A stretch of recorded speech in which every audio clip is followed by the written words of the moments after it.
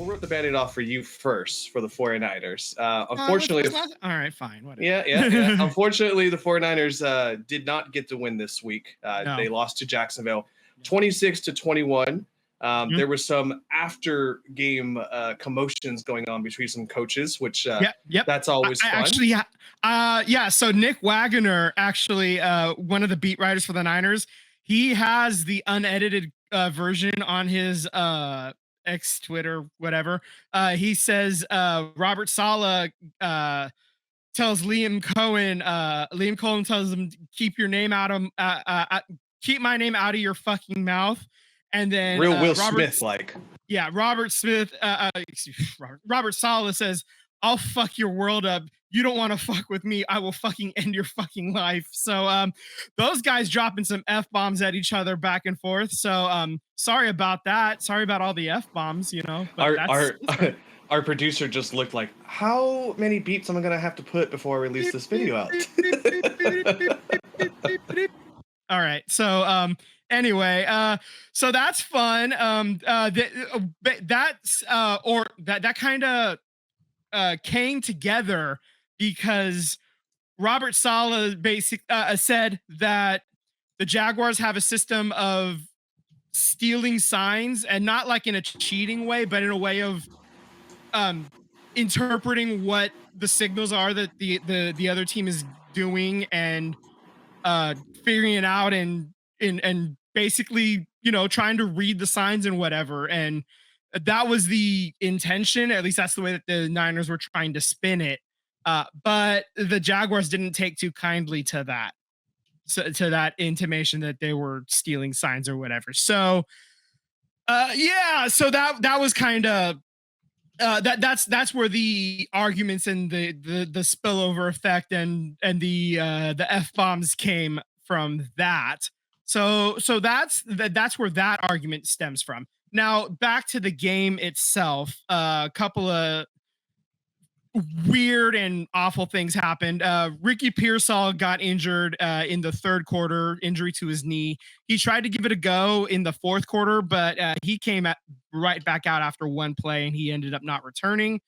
Upton Stout, he had his first career interception, and then it was called back on what I am generously calling a Charmin pass interference call. It was a very, very soft call. I did not agree. Richard Sherman also the underlining tone of that. Underlining tone of that. You guys got one, but you guys didn't get a pick. You guys would have tied an NFL record for how many consecutive games of not getting interception. So at least you got off on that side. So yeah. Well, no. The pick doesn't count. So you got one in the game though. You did get one in the game. Yeah. It's whatever. Anyway. So that was, you know, great. So you look at the turnovers. Let's actually talk about some of the what actually happened here. So Trevor Lawrence, he, you know, did not play great in particular. He was, you know, middle of the pack statistically, you know, 174 yards, you know, a 92.7 rating. That's very mid. That's, you know, Brock Purdy, statistically, he was about 10 percentage points under his completion percentage for the average. He looked rusty as hell. He had the fumble at the end of the game. He had 2 picks. One of those picks was on Christian McCaffrey. Like, you know, it hit off of CMC's hands and then right into Lloyd's hands after that. So kind of tough to fault Purdy on that one, but that's just kind of how they score interceptions now. But then the second interception that was deflected at the line may have been intercepted anyway, even if it wasn't deflected. Kind of tough to tell, but yeah. So that was kind of brutal. The first interception. Well, actually, let's back up. Luke Farrell, one of the backup tight ends, he had a fumble. And on the very next play, that was the Travis Etienne 48-yard or whatever, however long it was. Yeah, it was a 48-yard touchdown run. So that was a huge swing. That was Jacksonville's first touchdown of the game as well. And then you had the interception. That was the CMC deflected interception. That was Jacksonville's second touchdown. So kind of tough to win games when you're handing over points, and then Jacksonville is capitalizing.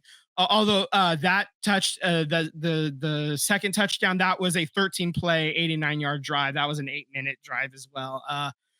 Yeah, so that was brutal. The third interception led to a field goal, and then that final fumble that Jacksonville was able to get a first down and then ice the game. So you gave up the ball 4 times. They got 17 points off of it.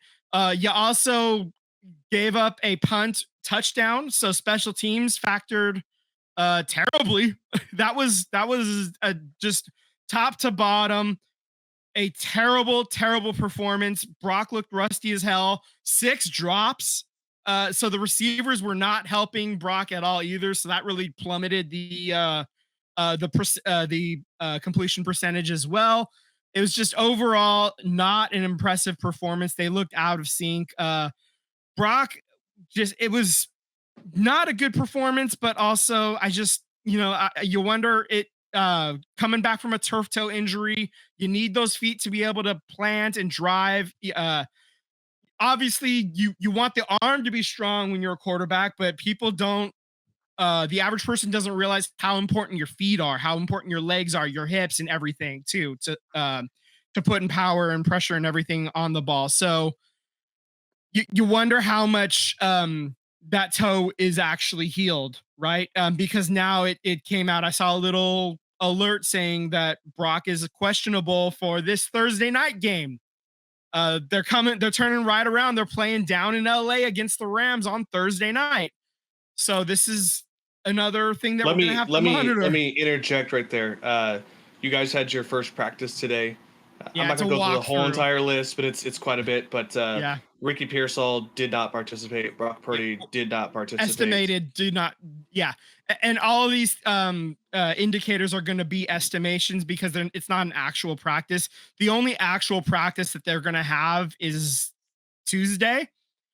And that's going to be just a walkthrough anyway, because Wednesday is a travel day and then Thursday you're playing. So screw Thursday night football in general. This is, it's just a money grab. It's a chance to get more eyes on the NFL on a day, that didn't already have football. It's cynical at best, and I hate it. And it's just a chance for more players to get hurt, which is something that the Niners desperately need, right? Is, more injuries, right? And as somebody who's typically the optimist of the group, this is kind of hard to find the optimism here after this performance. But I'm going to try. Here's the optimistic part. Despite how ugly that game was, how heinous that performance was, just disgusting, they had a chance to win it. They were right there. They were right in it. It was right there. It was a shitty, disgusting performance, and they almost pulled it off anyway. Okay. So that's what gives me hope that if they can start getting some of these pieces back, and Brock, if Brock's able to go on Thursday, he can continue to knock some of the rust off. If he can build some rapport with Kendrick Bourne actually talked about it, that a lot of that's just kind of on him. He dropped a couple of those passes. I think he was targeted like 4 times and he only had 1 catch, and he definitely had 2 of those drops were his fault, like for sure. So and it's just him. He was talking about how he was not in the right place for Brock, and he just needs to learn. He just needs to learn his quarterback, and that's just something that you're going to have to learn with reps. And that's something that he hasn't had a chance to do because Brock was injured, and that's just something that comes with time. Right. So this is a chance to start building that rapport, a little bit, and it's just going to come with time. So hopefully they can start building that time after Thursday, or start with this Tuesday walkthrough maybe a little bit. They start throwing the ball a little bit back and forth, who knows, so there's your optimistic take. like they were really close to pulling it off anyway, even though they were playing like shit, and they can still get healthier and dig themselves out of it. And after this Rams game, you get basically a little mini bye before week 6. So there you go. There's your optimism's take. Yeah. So there you go. I'm done. Go ahead, Sam. Talk about how Sam, I was you are going to comment team. about Thursday Night Football and about how much it sucks because every week somebody is getting screwed by the Thursday night game. Yeah. So I know, like, last week, the Raiders did not perform very well in Washington, clearly, right? But they're coming off of a Thursday night game into a short week, a Monday night game against the Chargers, and then the Commanders had a Thursday night game the week before, so they had an extended period. They had an extended week, and the Raiders had a short week. I think those situations, and then the Raiders are traveling across the country. Like, I think that type of situation, it's really compounds. Yeah. It's really bad for the NFL. It's really bad for the game. I'm not saying that as a Raider fan, we got the short end of the stick, but it's just bad for the league. It's bad for the sport.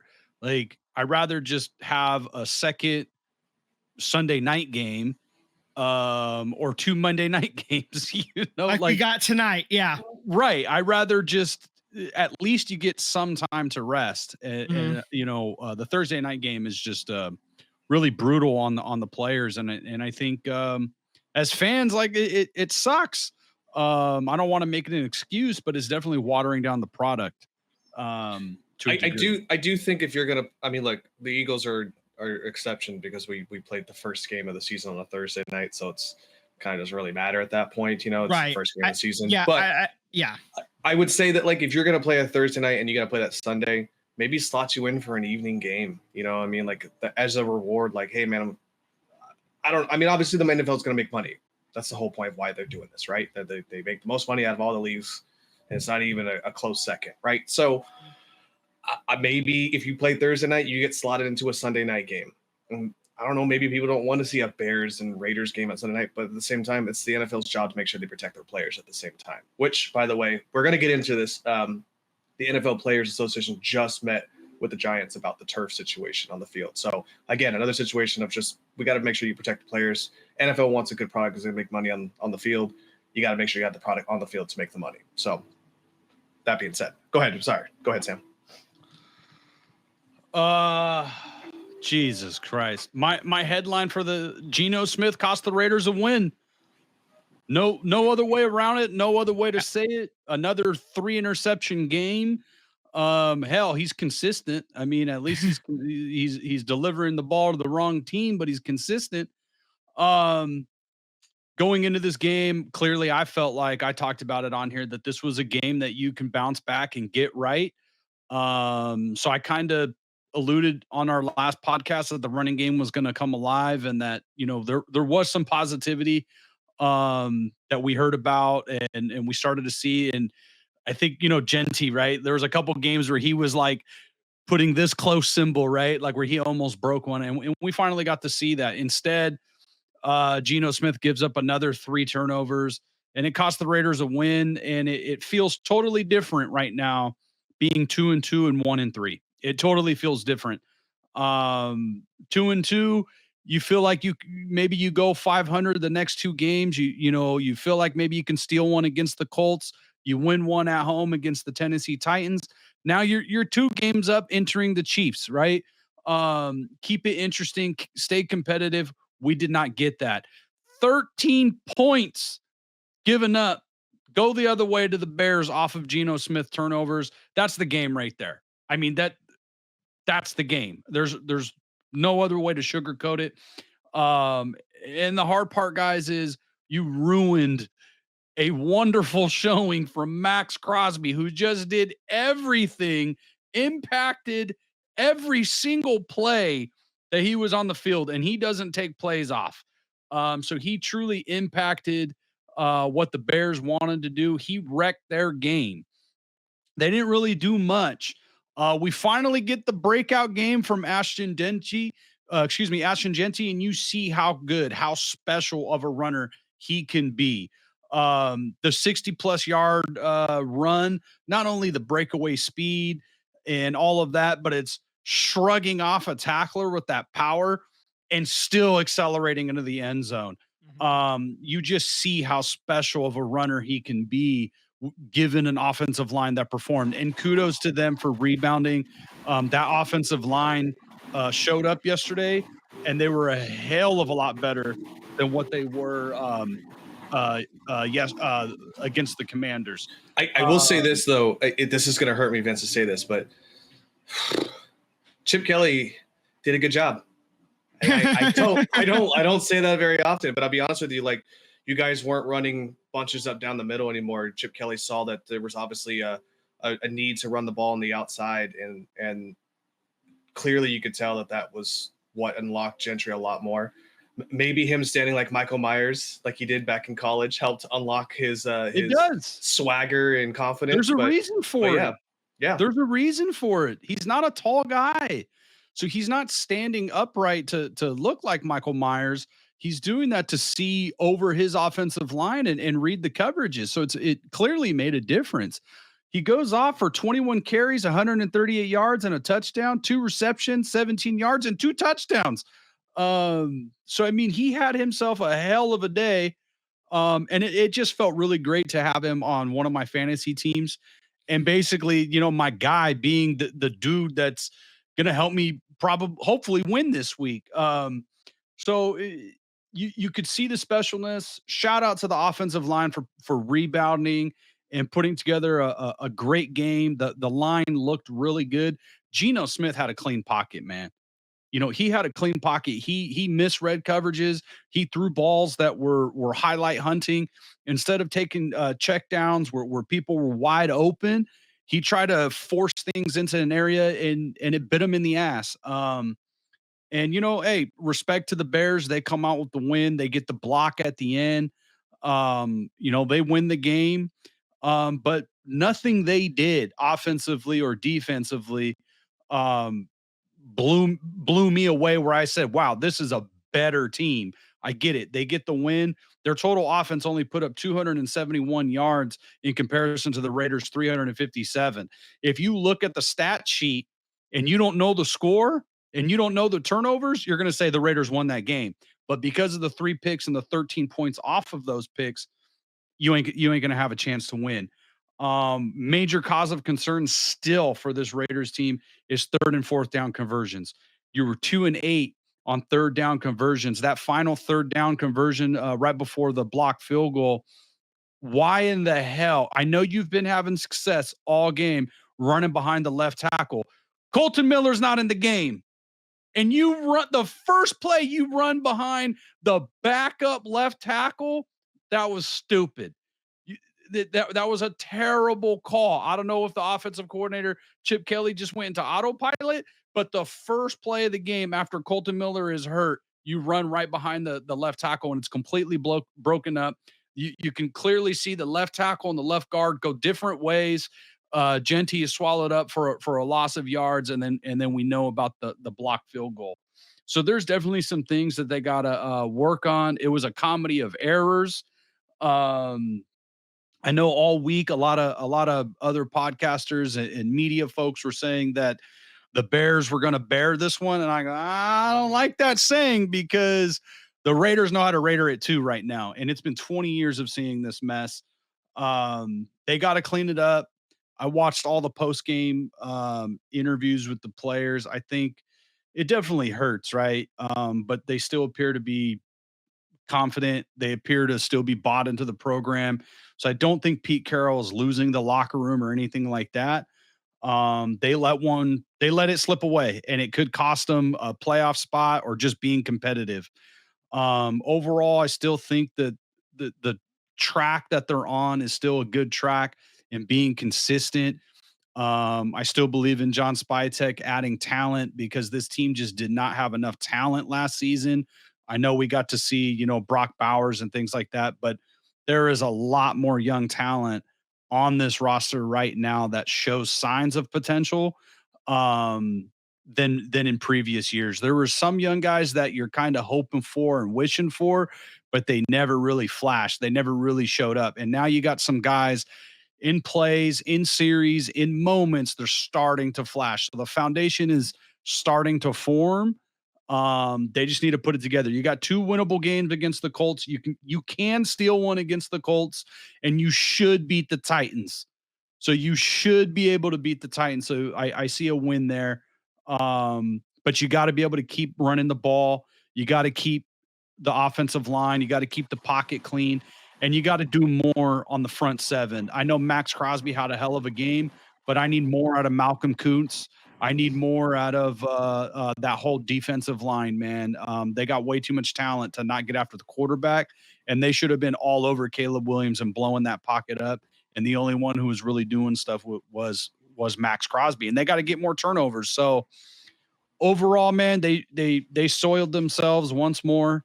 So they got to put their big boy pants on and get some wins, man. It's about production. It's about producing. And I will say, I think Geno can improve. It's a terrible, rough start. I get it.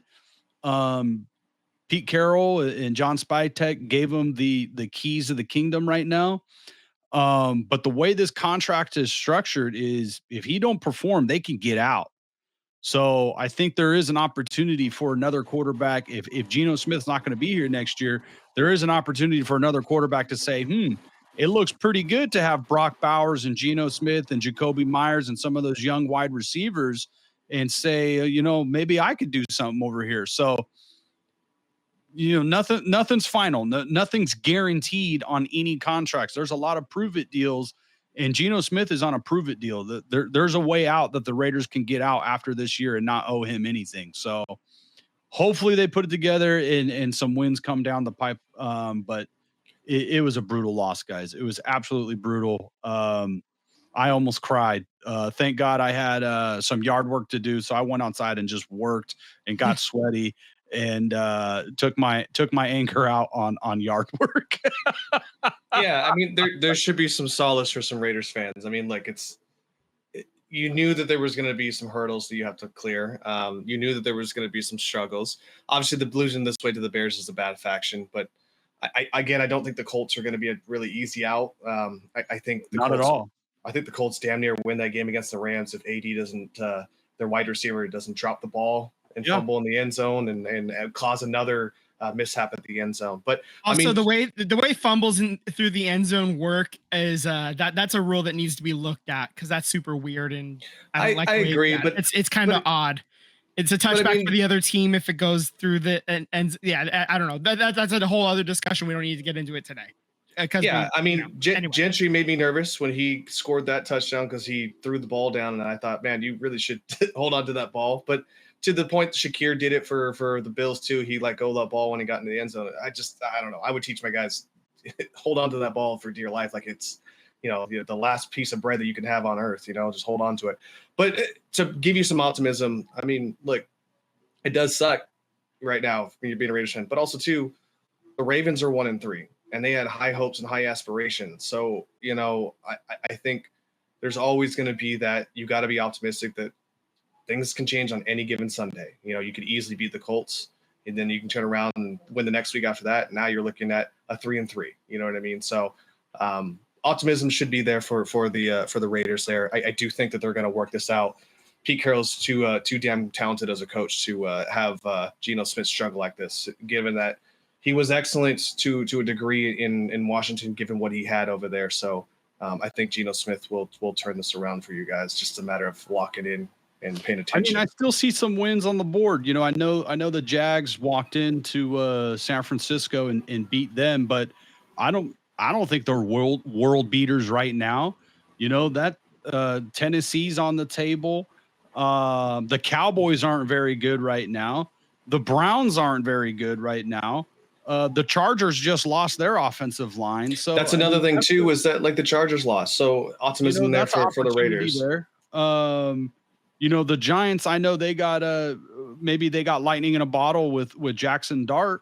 But we don't know what he's going to be like December 27th, late in the year. He could be really good or really bad. We don't know. He's still a rookie quarterback. And he just lost his wide receiver 1 as well. Exactly. The Houston Texans aren't world beaters right now. They Their offensive like line they're is regressing. garbage. It's garbage. They just traded their one of their offensive tackles too, I believe, if I'm not mistaken. The big board, if you're a Raider fan, if you're you have there's wins on the table for you. You let one get away. That's the thing that hurts is you had one and you let it slip away. Breaking news. Like Denny Green said, you let him off the hook. Breaking news. I'm not going to show this for people. We're not going to show this, but Tyreek Hill has a serious leg injury and he is done for the rest of the year. So sorry for anyone who has Tyreek Hill in your fantasy team. It was Also, Darren Waller comes out of retirement. He has 2 touchdowns in this game. So, wow. Yeah. Anyway. All right. So last but not least, the Eagles and the Bills are the last remaining undefeated teams. The Eagles won down in Tampa Bay, 31-25. Man, can I just say this has got to be the most concerning 4-0 team that I've ever had to deal with. I'm happy we got the win. I'm happy we're in first place. Do not get me wrong there. But there is so many things that has to be cleaned up here. We are just struggling in the first half. Vince, if I asked you here, okay, Jalen Hurts had 130 yards passing, total yards. I'm sorry, had 130 yards total yards in the first half. How many do you think he had in the second half of this game against the Bucs? Take a guess. Well, if you end up getting the win, I would assume it'd be less because you'd have just been able to rush to keep the lead, right? He had 0. So yeah, but okay. He had 0. Yeah, 0 pass yards in the second half. Okay. So I don't understand. You have AJ Brown. You have Devontae Smith. Hell, you could even pass Saquon Barkley. You got him too. Dallas Goedert.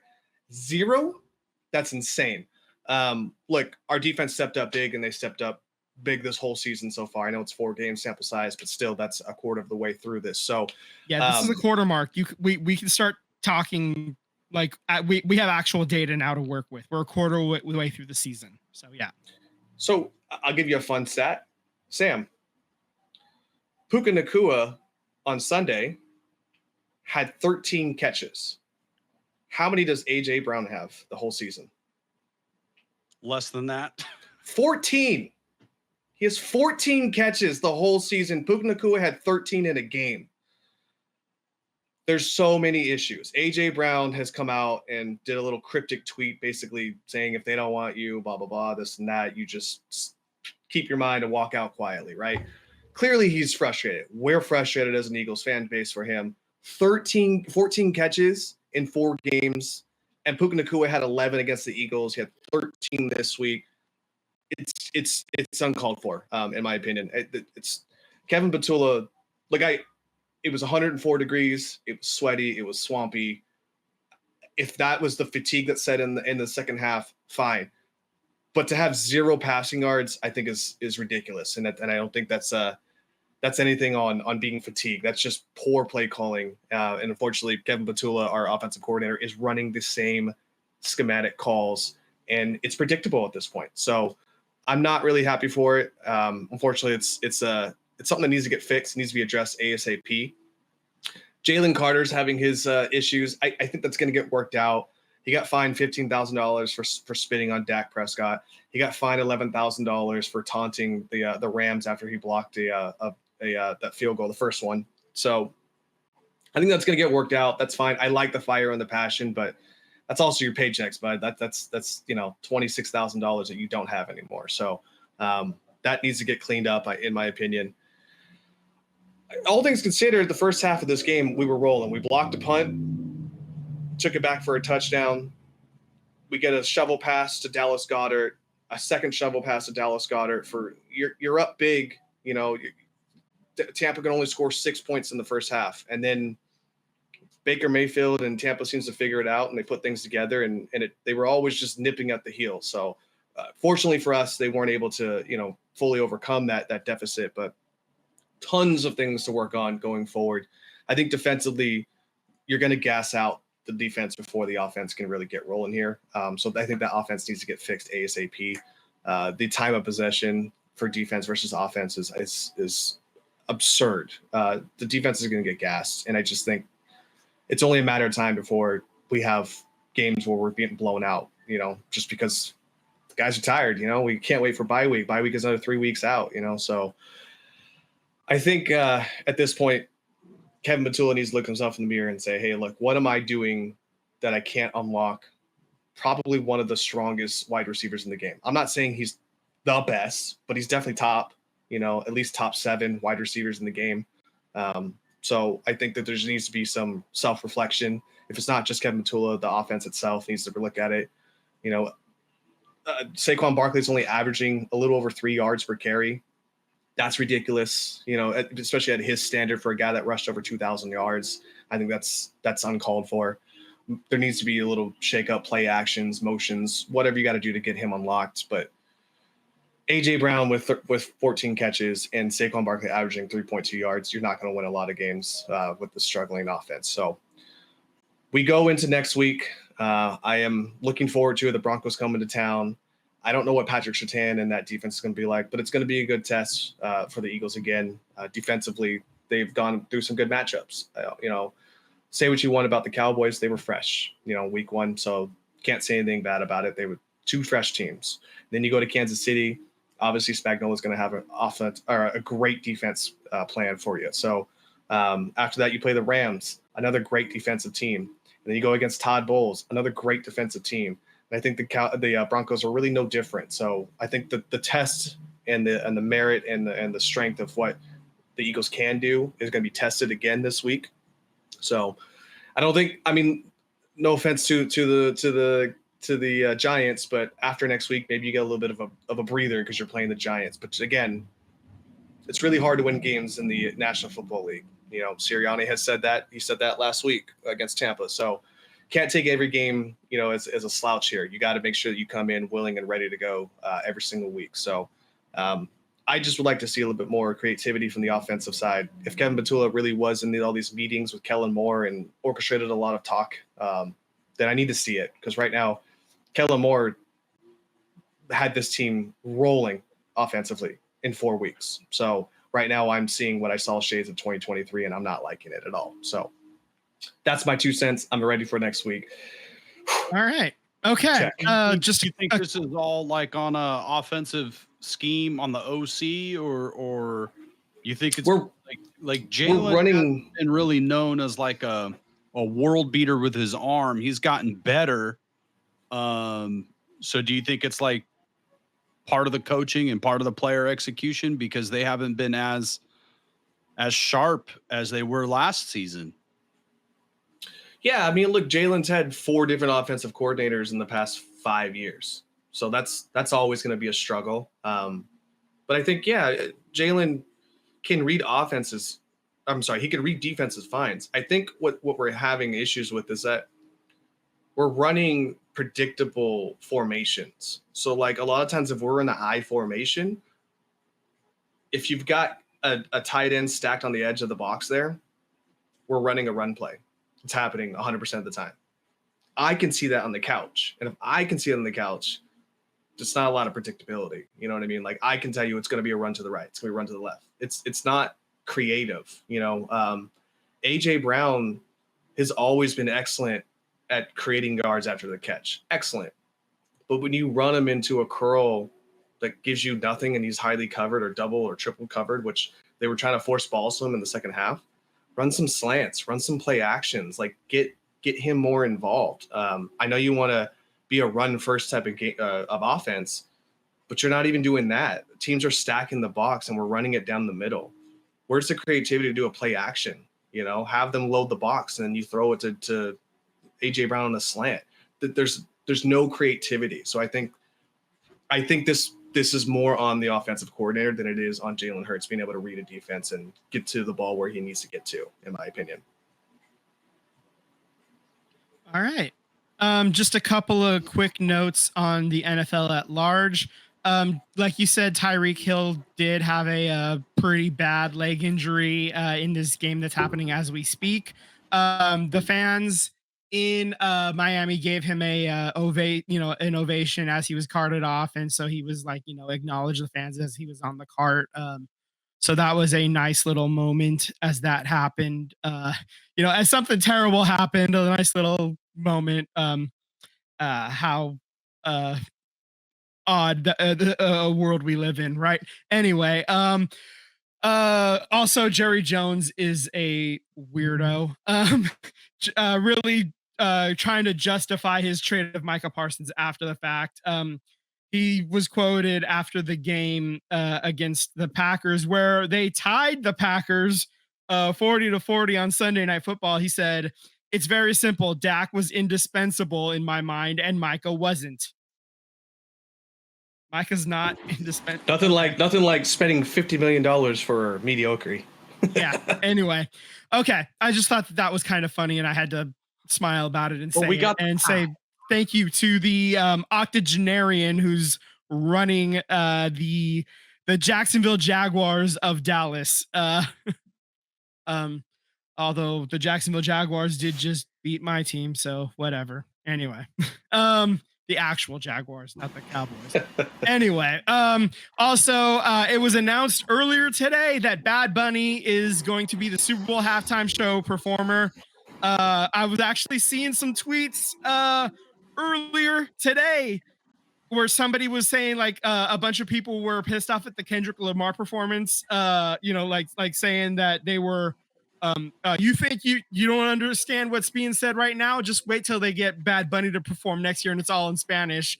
And then and it's like somebody tweeting about it like a year in advance, and it's actually happening now. So good. I'm not the only full oracle happening. Shout out to Puerto Rico, man. That's right. That's get right. Get him on a also, national stage, baby. That's right.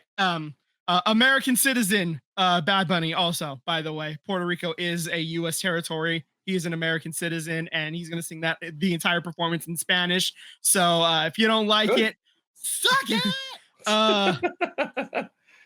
Okay, so it's going to be a lot of fun to see that performance. That Super Bowl halftime show is going to be a lot of fun to see, and it's going to be something new for some people too. For a lot of people, going to reach a whole new market audience as well, because I don't know how big the crossover is of typical NFL fans and Bad Bunny, but I'm sure it's not a perfect circle. So Bad Bunny's going to get some new viewers, and then also the NFL is going to get some eyeballs on the Super Bowl that may not typically watch as well, and that's usually what they try to do with these halftime acts, right? That's part of the reason why they jumped on the chance when Taylor Swift and Travis Kelce started their romance, why they started really amping up the public relations part of that, why they started promoting each other like crazy, because that, there was an opportunity there to cross pollinate their audiences there. So the PR is PRing, as a lot of us say, and this is another opportunity for Bad Bunny's audience and the NFL audience to come together and cross promote a little bit. So there we go. It's going to be a lot of fun to see that. Yep. So yeah, I'm excited to see the show. I like the teaser yesterday. That was really cool with him sitting on the flag post there, or the end zone post there. So I like that a lot. Bruno Mars was one of the first people I saw that tweeted out, because apparently Bruno Mars is part Puerto Rican, which I didn't realize that. But he was shouting out and telling about, other people had to get the team to the end zone for us to score touchdowns. So we're happy for Bad Bunny as a Puerto Rican to represent. So I'm happy for it. I'm certainly going to be tuning into the halftime show. I think it's going to be a great halftime show there. So